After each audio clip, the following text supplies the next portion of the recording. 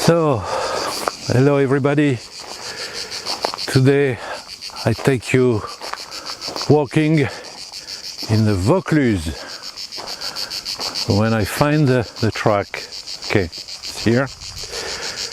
And today we're gonna speak of a disease, a terrible disease, plague. So you might wonder why we are going to speak of plague in the middle of Provence, because it's in this area that the last big plague epidemic struck at the beginning of the 18th century.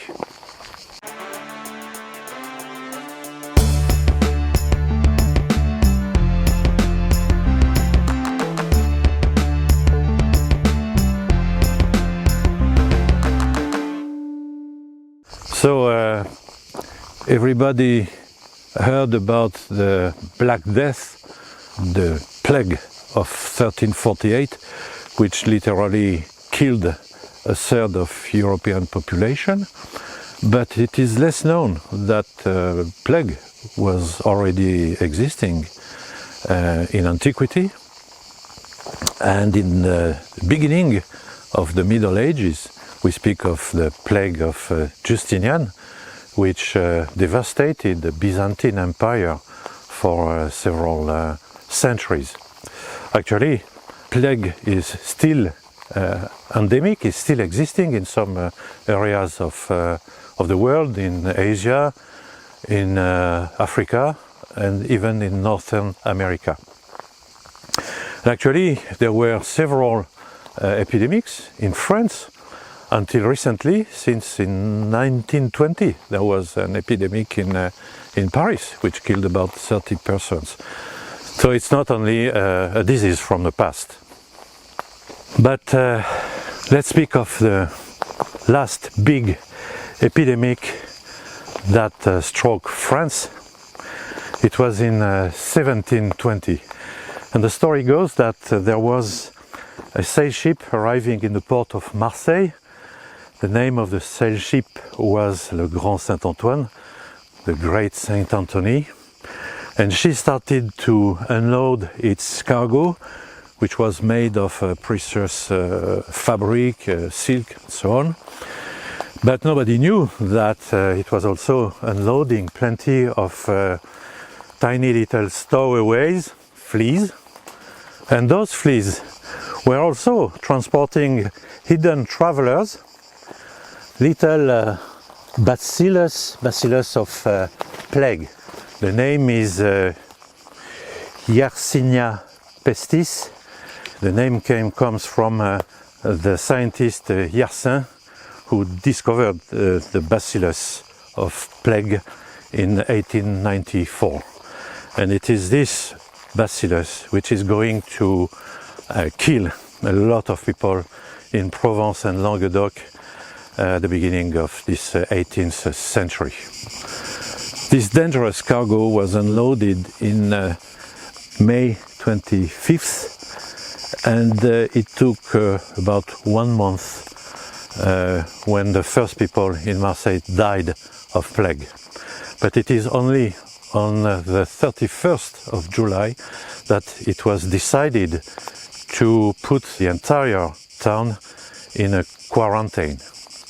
Nevertheless, it was too late, and plague was already extending in the surroundings of Marseille, at such a point that on the 4th of September, the authorities decided to position a kind of sanitary line, a cordon sanitaire, that would rest on the valley of the Durance River.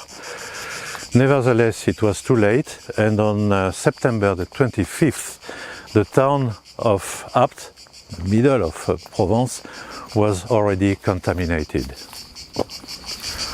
As plague was spreading around in the next month, the city-town of Avignon and the Comtat Venessin, which was an area around Avignon. They were not yet in the Kingdom of France. They were independent, and they decided to preserve themselves from plague because they were not yet contaminated. And they decided in February 1721 to position a new line, a new sanitary line that would rest again on the south, on the natural barrier of the valley of the river Durance, and up to the village of Mérindol, up to the confluence with the Rhône. This area was watched by soldiers.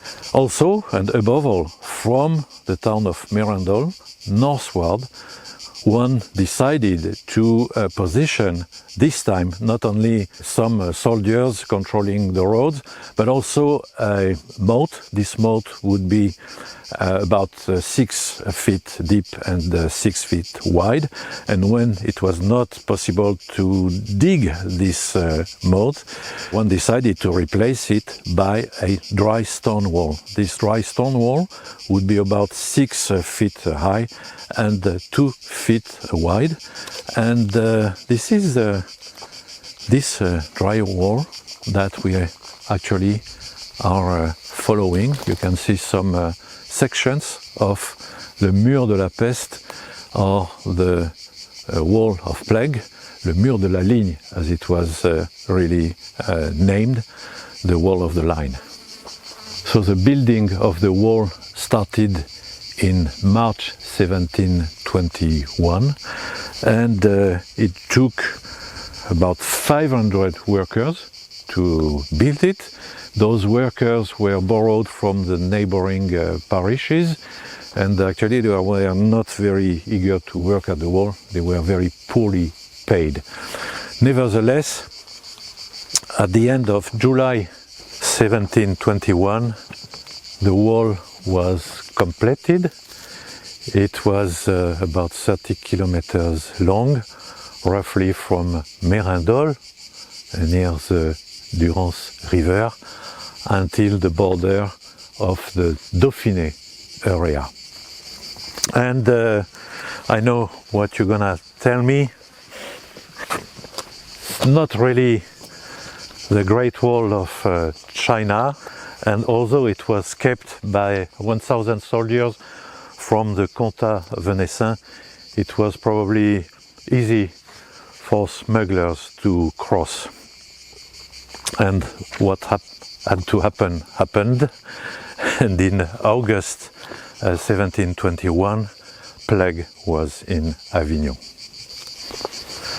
So, since plague was in Avignon and the Comtat Venaissin, the wall became useful from their inhabitants, and slowly the soldiers of who were in charge of taking care of the wall abandoned it.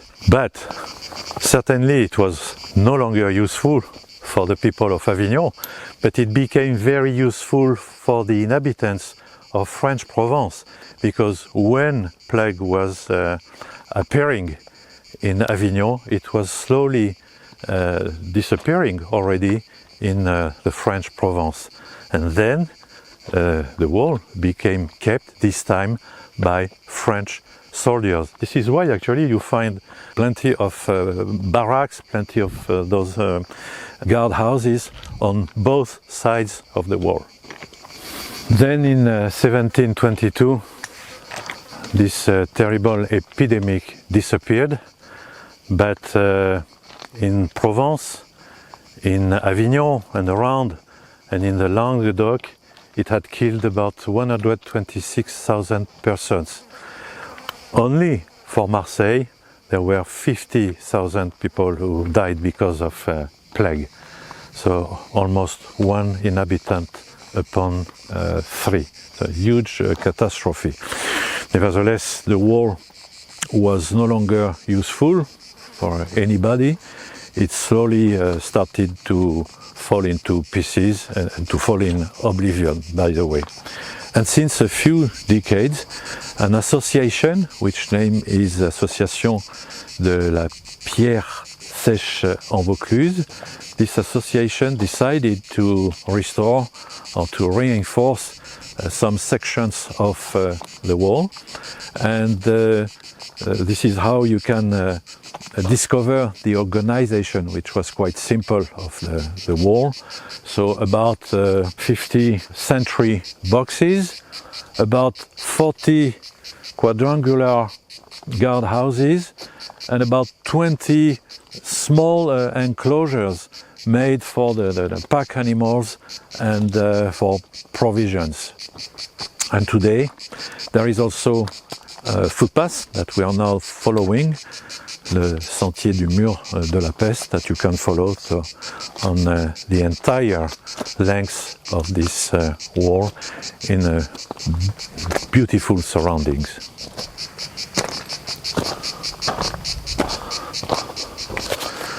So on the track you will find this kind of milestone.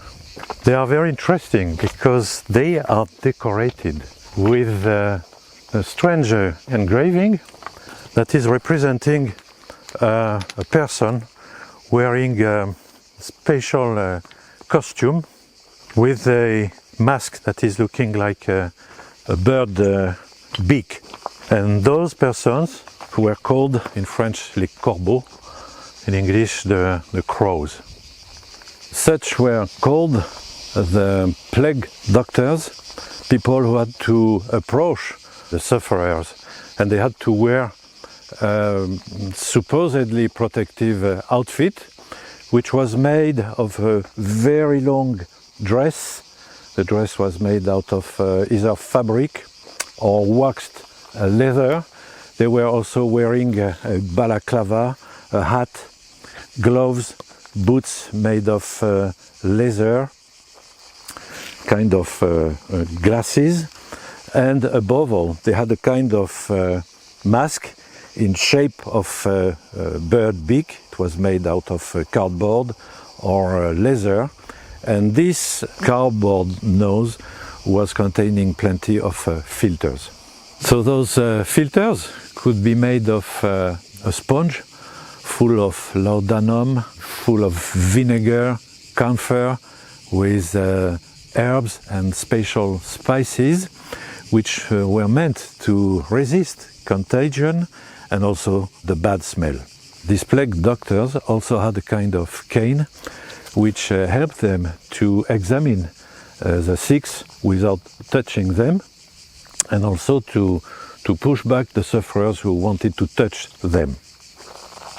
The same kind of dress was also worn by another category of people, this time without the beak. They had to wear a kind of sponge full of vinegar and saltpeter on their nose. And they also had a kind of rod with a little roster at the end of the rod, and they could burn perfumes. Their name was les parfumeurs, the perfumers. Those perfumes, be careful, they were not Chanel No. 5 or whatever, because there was sulfur, saltpeter, arsenic, and they were burning those matters inside the contaminated houses in order to purify air. Indeed, nobody knew exactly the way how the disease was transmitted. There were several explanations given. One interesting was that there were tiny little insects that you could not even see, which were transporting or transmitting the disease. It was not so stupid. Another explanation, of course, is that it was a divine punishment and that people had to undergo it. And another explanation is the theory of miasma. People thought that plague developed in areas where air was not pure, when it was corrupted by rotten organic things. So hence the use of the crows and the perfumeur in order to purify air. About those funny big masks, we shouldn't laugh, because I heard about those blue masks and I'm not sure that they were much more useful. Okay, so it's not necessary, if you are not in perfect shape, condition, to walk the 30 kilometers, especially with this kind of weather. It's extremely hot. But what you can do is smaller loops, including a section of the wall. There are particularly two beautiful loops to do. One will lead you north of this area in the gorge of the river Nesque, or another closer book would include the discovery of La Fontaine du Vaucluse. It's quite spectacular. I would like to show you in the next video those two places next time.